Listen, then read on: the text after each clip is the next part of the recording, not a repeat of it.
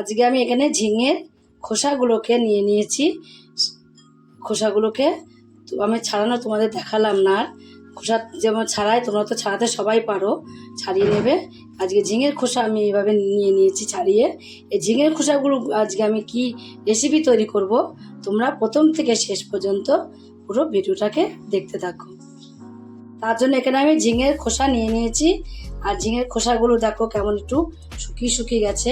আমি সেদিন ঝিঙের রেসিপি করেছিলাম, সেই ঝিঙের রেসিপির থেকে ঝিঙের খোসাগুলোকে রেখে দিয়েছিলাম, তার জন্য একটু শুকিয়ে শুকিয়ে গেছে। এবার এগুলোকে আমি জল দিয়ে পরিষ্কার করে ধুয়ে নেব। আমি খোলাগুলোকে ধুয়ে এক সাইডে রেখে দিয়েছি। সাইডে রেখে গ্যাসে একটা কড়াই বসিয়ে দিয়েছি। এবার আমি কড়াইয়ের মধ্যে খোসাগুলোকে ধুয়ে রেখে দিয়েছিলাম, সেই খোসাগুলোকে দিয়ে দেবো।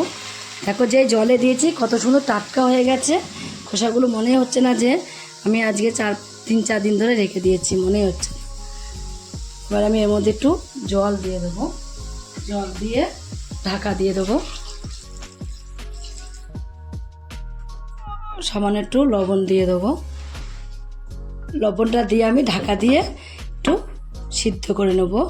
এটা সিদ্ধ আমি করে নিচ্ছি। তোমরা যদি মনে করো যে সঙ্গে সঙ্গে তোমরা খোসাটা যদি বের করে নাও ঝিঙের থেকে খোসাটা, অনেক সময় দেখবে আমরা সঙ্গে সঙ্গে কিন্তু খোসাটা বের করে ঝিঙের রেসিপিটা করি, বা ঝিঙে কোনো একটা বাড়িতে খাওয়ার জন্য রেসিপি রান্না করি। আর খোসাটাকে সঙ্গে সঙ্গে যদি নাও তাহলে তোমাদের ভাপ দিতে হবে না। আমি আজকে কদিন ধরে রেখে দিয়েছিলাম বলে কিন্তু একটু ভাপ দিয়ে নিচ্ছি। দেখো কিছু সময় আমি একটু ভাপ দিয়ে নিয়েছি। ভাপ দিয়ে এবার আমি ঢাকনাটা নামিয়ে দেবো, দেখবো কেমন হয়েছে, একটু দেখে নেব। দেখো একটু ভাপ দিলেই হবে। এবার আমি নামিয়ে একটু ঠান্ডা করে নেব। ওইদিকে আমি ঠান্ডা করতে দিয়েছি খোসাগুলো, এদিকে আমি একটা মিক্সির জার নিয়ে নিয়েছি।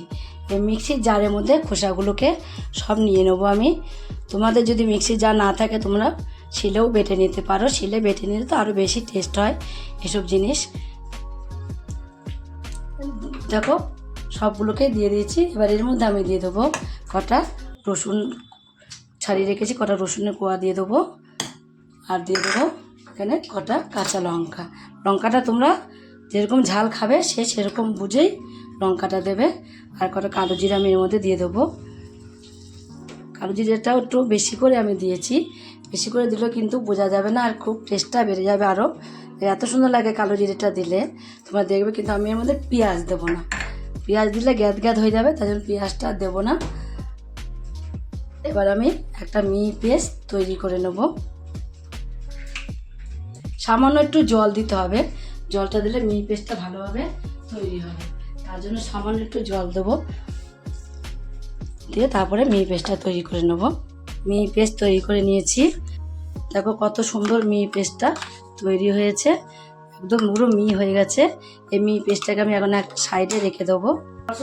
ওইদিকে এক পাশে রেখে দিয়ে আমি দেখো গ্যাসে একটা ফ্রাই প্যান বসিয়ে দিয়েছি। অল্প বলে আমি ছোট জায়গায় বসিয়েছি, ফ্রাই প্যানটাই বসিয়ে দিয়েছি। ফ্রাই প্যানটা গরম হয়ে গেছে।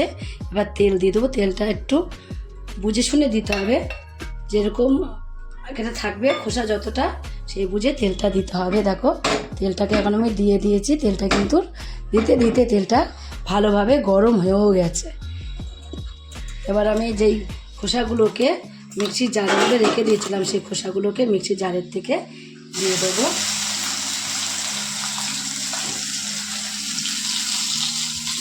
একটা তোমার হলো মিক্সির জারে একটু লেগেছিলো, তার মধ্যে একটু সামান্য জল দিয়েছি। জল দিয়ে সেটাকেও আমি কাচিয়ে দিয়ে দেবো, সেটাও দিয়ে দিয়েছি। দেখো পুরোটাকে এখন আমি ফ্রাই প্যানে দিয়ে দিয়েছি।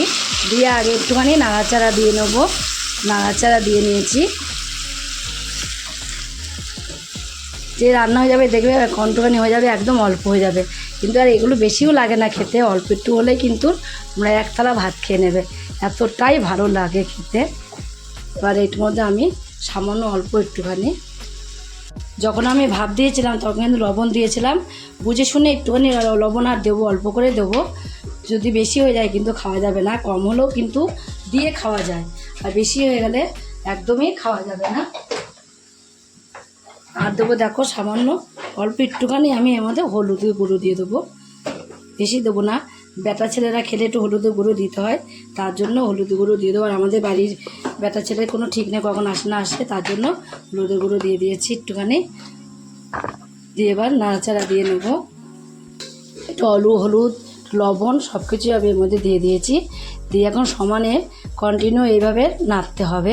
নাড়তে নাড়তে দেখবে একটা শুকনো ডো তৈরি হয়ে যাবে আস্তে আস্তে। যত এই জল জল ভাবটা রয়েছে, জল জল ভাবটা কিন্তু তখন আর একদমই থাকবে না। দেখো এখন কিন্তু ফেলে দেওয়ার মতন কিন্তু কিছুই নেই।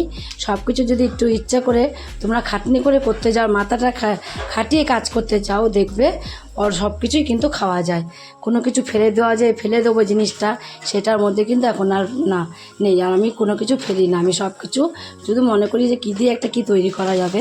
তার জন্য দেখো আজকে আমি কত সুন্দর একটা রেসিপি তৈরি করলাম ঝিঙের খোসা দিয়ে। আমরা তো জীবনে ঝিঙের খোসা ছোটোর থেকে খাইনি, কিন্তু আমি এই দিন আমি বেড়াতে গেছিলাম এক জায়গায়, সেইখানে আমি খেয়েছিলাম। তার জন্য আমি দেখছি তাহলে ঝিঙের খোসাটা দিয়ে দারুণ লাগছিলো খেতে আমার। তার জন্য আমি ভাবলাম যে আমিও ঝিঙের খোসার রেসিপিটা করব। আমার এক বান্ধবী এই খোসাটা রান্না করেছিল, ঝিঙের খোসাটা ওর দেখে এসেছিলাম, ওর দেখে এসে আমি আজকে এই রেসিপিটা তৈরি করছি।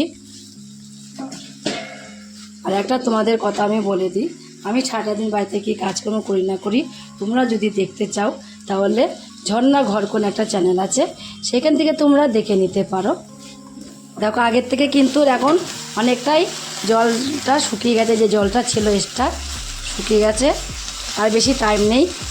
এখন আমি আর একটা জিনিস দিয়ে দেবো একটু স্বাদ বাড়ানোর জন্য। দেখো অল্প একটুখানি আমি এর মধ্যে চিনি দিয়ে দেবো। চিনিটা দিলে দেখবে স্বাদটা কিন্তু আরও বেড়ে যাবে। তোমরা এটা বাড়িতে একদিন তৈরি করে না খেলে বুঝতে পারবে না যে কতটা সুন্দর লাগবে খেতে। দেখো আমি কিন্তু বেশি খোসা নিইনি, তাও কতটা হয়েছে। এই দিয়ে তোমরা যদি একতলা ভাত না খাও তখন আমাকে কমেন্ট করে জানাবে যে দিদি একদম ভালো হয়নি। তোমরা একদিন শুধু বাড়িতে খাবে, খেলেই বুঝতে পারবে যে কতটা সুন্দর খেতে। এখন কিন্তু দেখো একদমই কমপ্লিট হয়ে গেছে। এইবার আমি গ্যাসটাকে অফ করে দেবো। অফ করে দিয়ে দেখো এই জল দিয়ে এখন যেটা দেখছো একটু তেল তেল, আর একটু তেল বেশি দিলে কি হয়, তেলটা যে থাকে তোমরা ভাত মাখলে ভাতটাকেও তেল তেল হয়ে যাবে, খেতেও কিন্তু খুবই সুন্দর লাগবে। তোমরা যারা এখনও এইটা তৈরি করে খাওনি ঝিঙের খোসা, অবশ্যই কেউ এখনই খাওনি। আমার মনে হচ্ছে আমি খেয়েছি শুধু এক জায়গায় খেয়েছি, যখন অনেকেই খেয়েছো বলতে নেই, কেউ খাওনি এটা আমার বলা ফালতু, কিন্তু আমি তো দেখিনি কে খেয়েছো না খেয়েছো। যারা খাওনি তারা এই রেসিপিটা একদিন তৈরি করে খেয়ে দেখবে। যদি তোমরা খেয়ে রেসিপিটা তোমাদের কাছে ভালো লাগে, তোমরা যদি ফেসবুক থেকে দেখো ফেসবুকের পেজটি ফলো করে দেবে, যদি ইউটিউব থেকে দেখো ইউটিউবের চ্যানেলটি সাবস্ক্রাইব করে দেবে, পাশে থাকা বেল আইকনটিটা প্রেস করতে ভুলবে না, তাহলে নতুন নতুন রেসিপিগুলো তোমাদের কাছে তাড়াতাড়ি পৌঁছে যাবে।